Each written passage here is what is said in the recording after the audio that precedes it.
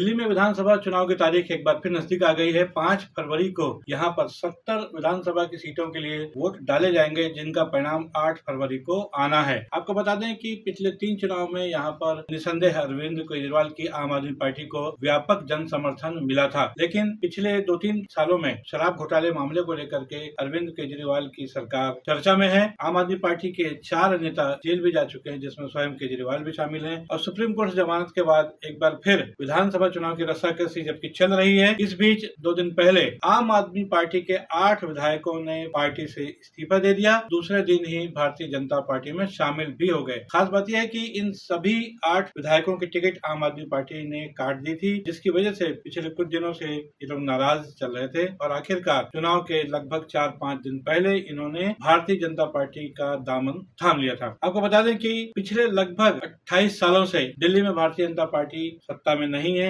1993 के चुनाव के बाद खासतौर पर कहा जाए, दिल्ली में भारतीय जनता पार्टी कभी भी नहीं जीत पाई थी। 1998 में कांग्रेस की शीला दीक्षित ने पहली बार जीत दर्ज की थी, और उसके बाद 2003 और 2008 के चुनाव में भी कांग्रेस को शानदार सफलता मिली थी। 2013, 2015 और 2020 के चुनाव में आम आदमी पार्टी ने जबरदस्त जीत दर्ज करके एक नया इतिहास रचा था। लेकिन पिछले 2-3 सालों में शराब घोटाले या सीबीआई के शिकंजे में बहुत सारे मामलों में आम आदमी पार्टी के नेता फंसे थे, सुप्रीम कोर्ट से जमानत पे छूटे थे। स्वयं अरविंद केजरीवाल सहित उप मुख्यमंत्री मनीष सिसोदिया और राज्यसभा सदस्य संजय सिंह भी सुप्रीम कोर्ट से जमानत पे बाहर आए, जबकि उनके स्वास्थ्य मंत्री सत्येंद्र जैन अभी लगभग 2.5 सालों से जेल के अंदर ही हैं। आपको बता दें कि लगभग 2.5 दशक से केंद्र की सत्ता में आने की राह देख रही भारतीय जनता पार्टी इस बार प्रधानमंत्री नरेंद्र मोदी के इर्द गिर्द है। प्रधानमंत्री नरेंद्र मोदी ने स्वयं दिल्ली में चुनाव का जिम्मेदारी संभाली हुई है। लगातार जिस तरह से वो रैलियां कर रहे हैं, जनसभाएं कर रहे हैं, वाकई में ये एक ऐतिहासिक मौका है, जबकि इस तरह से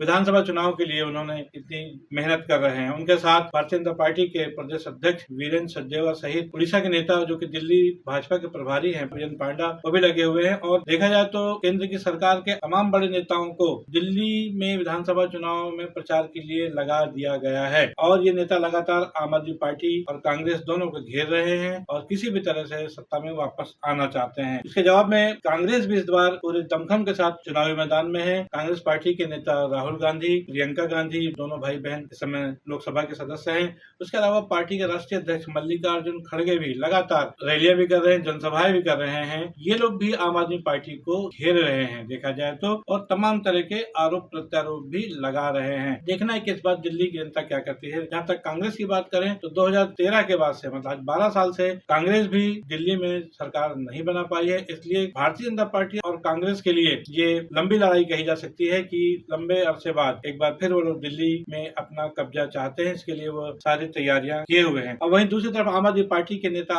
अरविंद केजरीवाल, उप मुख्यमंत्री रह चुके मनीष सिसोदिया, राज्यसभा के सदस्य संजय सिंह, राघव चड्ढा, गोपाल राय, तमाम जो नेता है एक बार फिर इस विश्वास के साथ चुनाव मैदान में है कि दिल्ली की जनता एक बार फिर उन पर अपना विश्वास प्रकट करेगी। उन्होंने जो काम किया, खासतौर पर स्कूली शिक्षा को लेकर के, अस्पताल को लेकर के, जो मोहल्ला क्लिनिक है, जो महिलाओं को उन्होंने निःशुल्क बसों में यात्रा का एक सिस्टम बना रखा है पिछले लगभग 8 सालों से, और सीनियर सिटीजन है उनको जो दर्शन कराते हैं धार्मिक स्थलों की, ऐसे तमाम मुद्दे हैं जिनको लेकर के उनको पूरा विश्वास है कि दिल्ली की जनता एक बार फिर उन पर विश्वास करेगी और आम आदमी पार्टी को वोट देगी। आपको बता दें कि 2020 और 2015 ये 2 चुनाव ऐसे थे जिसमें दिल्ली में आम आदमी पार्टी को व्यापक सफलता मिली थी। 2015 के चुनाव में 70 में से 67 सीटें आम आदमी पार्टी ने जीती थी, जबकि 3 सीटों पर भारतीय जनता पार्टी को विजय हासिल हुई थी और कांग्रेस का खाता नहीं खुला था। कमोबेश वही स्थिति 2020 के चुनाव में थी, जब आम आदमी पार्टी को 70 में से 62 सीटें मिली और भारतीय जनता पार्टी को 8 सीटें मिली थी। कांग्रेस का इस बार भी खाता नहीं खुल पाया था।